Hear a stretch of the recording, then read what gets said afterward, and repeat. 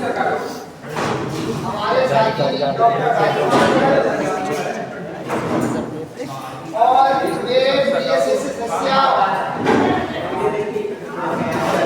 जैसा कि आप सभी जानते हैं कि आज उधर करो यार नाम मेरे पंचमी है और बसंत पंचमी होने के साथ साथ आज हमारे नेताजी जो सुभाषचंद्र बोस जी हैं उनकी जयंती भी है। तो शुरुआत करते हैं हम सबसे पहले माँ बसंत जो चाहे बसंत पंचमी है ना, तो बसंत पंचमी माँ सरस्वती का जो प्राकट्य दिवस हुआ था, ऐसा हमारे वैदिक ग्रंथों में वर्णित है कि आज ही के दिन माँ सरस्वती का प्राकट्य हुआ था। और माँ सरस्वती आपको सब मालूम है कि किसकी देवी है, वो ज्ञान की देवी है, संगीत की देवी है, विद्या की देवी है और कला की देवी है। तो जितने भी विद्वान हैं, जितने भी प्रखर विद्वान हैं, जो संगीतज्ञ हैं, कलाकार हैं, सभी आज क्या करते हैं, माँ सरस्वती की पूजा अर्चना करते हैं और उनको क्या है कि पीले चावलों से भोग लगाते हैं। माँ सरस्वती को पीला जो रंग है वो बहुत पसंद है, ठीक है ना, क्योंकि वैसे भी आप देखें तो पीला जो रंग होता है वो समृद्धि का प्रतीक होता है। किसका प्रतीक होता है? समृद्धि का प्रतीक होता है। और आप जैसा कि आज बसंत पंचमी का आज क्या है, आगमन हो गया, ठीक है। तो आपने देखा होगा कि अब जो समय रहेगा बसंत पंचमी से जो समय रहेगा, तो चारों तरफ आप देखना वृक्षों में नए नए जो कपोल है, नए नए फूल है वो आना शुरू हो जाएंगे, ठीक है। हम जो बसंत पंचमी जो मनाते हैं उसके कई रीजन हैं। पहला रीजन तो यही है कि माँ सरस्वती का जो प्राकट्य दिवस हुआ था उसको हम मनाते हैं।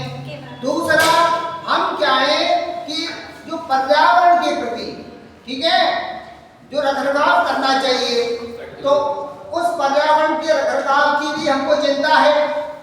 साथ ही हम प्रकृति से प्रेम भी करते हैं, ये भी त्योहार इस बात का प्रतीक है, ठीक है।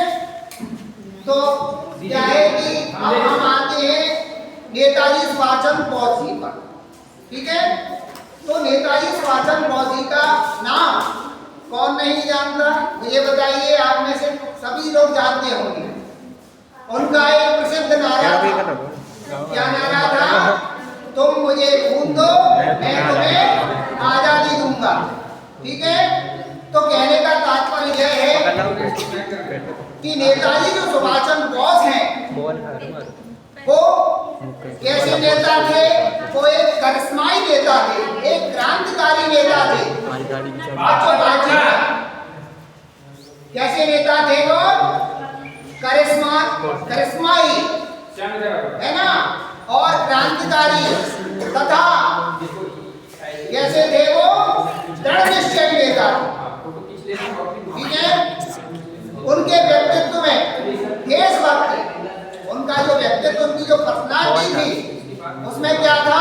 देशभक्ति थी, त्याग था और जो असाधारण नेतृत्व के जो गुण थे वो सभी उनके नेतृत्व में समाहित थे। देश को आजाद करवाने के लिए सभी अपने अपने तरीके से प्रयास कर रहे थे, लेकिन नेताजी सुभाषचंद्र बोस जी का जो प्रयास था वो सबसे अलग हट करके था। उनका विश्वास था, उनका मानना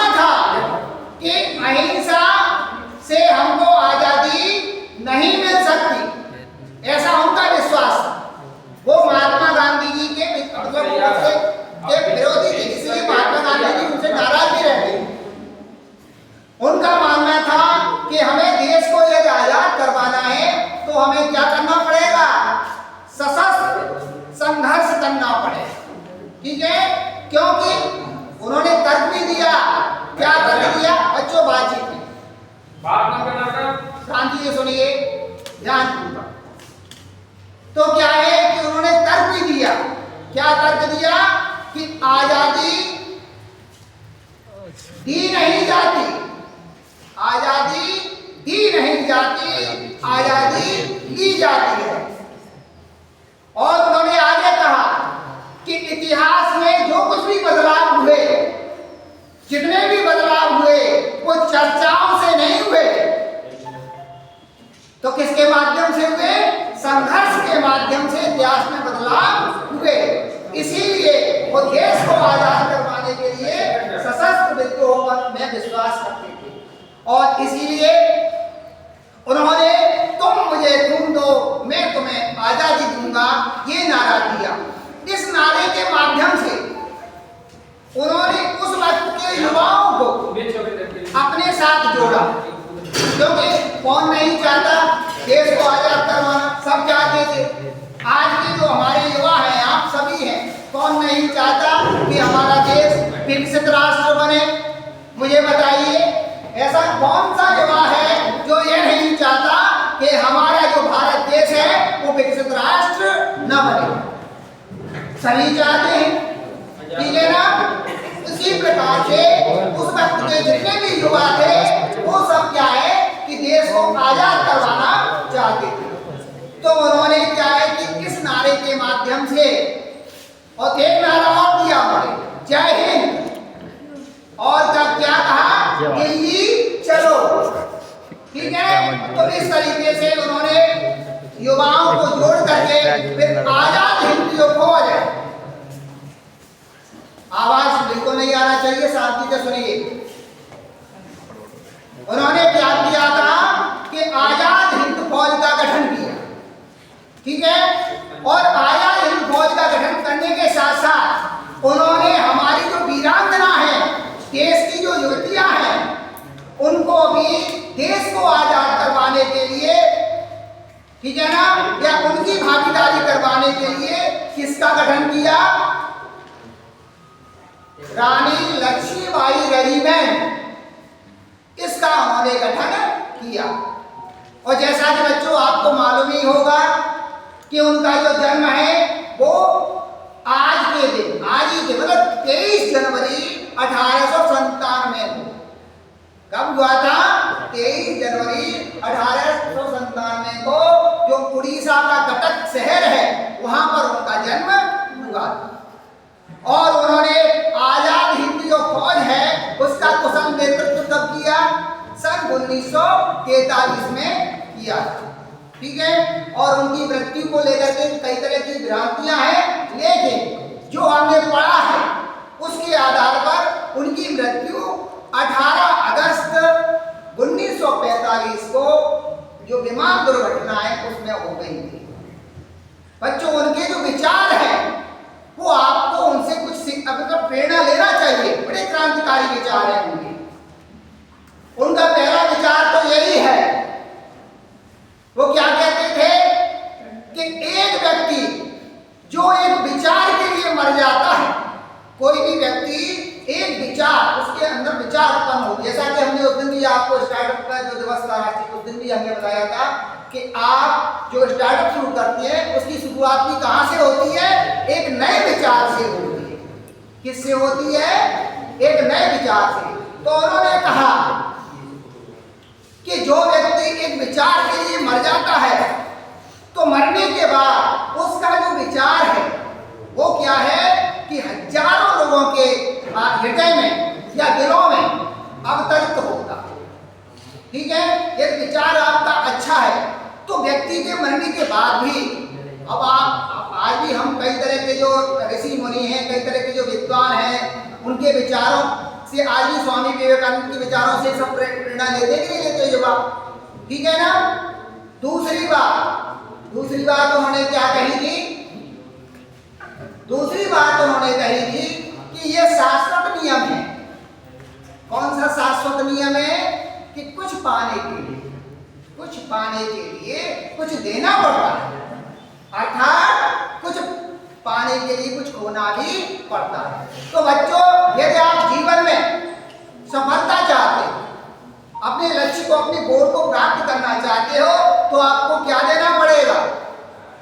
आपको अपनी मेहनत, अपना हार्डवर्क, कठिन परिश्रम करना पड़ेगा। बिना मेहनत के, बिना लगन के और बिना एकाग्रता के सफलता कोसों दूर रहती है। रहती है कि नहीं रहती? ठीक है। तीसरी बात उन्होंने यही कही थी कि जो सफलता है, ठीक है ना, सफलता की नींव हमेशा असफलता से होकर के गुजरती है। मैंने देखा है आजकल के हमारे जो युवा हैं, एक बार असफलता मिल गई तो इतने हताश निराश हो जाते हैं कि अब तो बस आगे कुछ है ही। ठीक है। तो जीवन में आशा की किरण को हमेशा बना करके रखो, क्योंकि आशा की किरण हमेशा क्या रहती है? जीवंत रहती है। ठीक है। इसलिए जीवन में कभी आशा मत छोड़िए। और इसके साथ उन्होंने चौथी बात कही थी, क्या कही थी? कि जीवन में कितना भी कष्ट आए, कितना भी कष्ट आए, कितना भी संघर्ष हो, और कैसे भी मतलब हमारा जो जीवन है वो बदतर क्यों न चल रहा हो, लेकिन हमें आगे बढ़ते रहना है। क्या करना है? आगे। जीवन में कैसे भी मुसीबत आए, कैसे भी कष्ट आए, ठीक है ना, लेकिन कभी भी अपने कदमों को रोकना नहीं है, हमेशा आगे बढ़ते रहना। सफलता का दिन दूर हो सकता है, सफलता का दिन दूर हो सकता है, लेकिन सफलता का आना अनिवार्य है, या सफलता का आना तय है। यदि आपने अपने कदमों को नहीं रोका, चलते रहे हर परिस्थिति में, तो सफलता आपको मिलना तय है। ठीक है। और क्या कहा उन्होंने? कि सनक है ना, जिसके अंदर सनक नहीं होती, या जिस युवा के अंदर जुनून नहीं होता, वो जीवन में महान नहीं बन सकता। तो सभी जितने भी हमारे युवा हैं, उनके अंदर क्या होना चाहिए? सनक होना चाहिए, एक जुनून होना चाहिए। जब आपके अंदर जुनून होगा तभी आप महान व्यक्ति बन सकते हैं। ठीक है। और क्या कहा उन्होंने? उन्होंने कहा कि मैं हमारे देश के युवाओं को देश की सबसे बड़ी ताकत मानता हूं। क्या मानता हूं? देश की सबसे बड़ी ताकत वाकई में कोई है तो वो हमारे युवा हैं, और युवाओं को हमेशा अपने देश के लिए खड़े रहना चाहिए। जो युवा अपने देश के प्रति वफादार रहते हैं, जो युवा अपने देश के प्रति वफादार रहते हैं और अपने देश की रक्षा के लिए, अपने देश के सम्मान के लिए अपने प्राणों की आहुति दे देते हैं, ऐसे युवा हमेशा अजय और अमर रहते हैं। ऐसा उन्होंने कहा। और क्या कहा उन्होंने? उन्होंने कहा कि खुशामद मैंने जीवन में, अपने जीवन में कभी किसी की खुशामद नहीं की। दूसरों को अच्छी लगने वाली बातें या चाटुकारता की बातें मुझे करना नहीं आता। ये बात उन्होंने कही। और क्या कहा उन्होंने? कि परिपक्वता, परिपक्वता समझते हो बच्चों की? नहीं समझते? समय से पहले परिपक्वता आना भी अच्छा नहीं होता। चाहे ये परिपक्वता किसी वृक्ष की हो, आजकल सब्जी आप देखते होंगे, लौकी है, छोटा सा वो होता है, इंजेक्शन लगाया और सुबह ही वो लौकी कितनी बड़ी हो जाती है। तो इस प्रकार की जो परिपक्वता जो लाई जाती है वो अच्छी नहीं होती, हानि प्रति होती है, क्योंकि उसके परिणाम आगे चल करके हमें भुगतने पड़ते हैं। ठीक है। और भी उन्होंने बहुत सी बातें कही थी, ठीक है ना। तो और क्या कहा उन्होंने? हम जिए या मरे, हम जिए या मरे कोई बात नहीं है,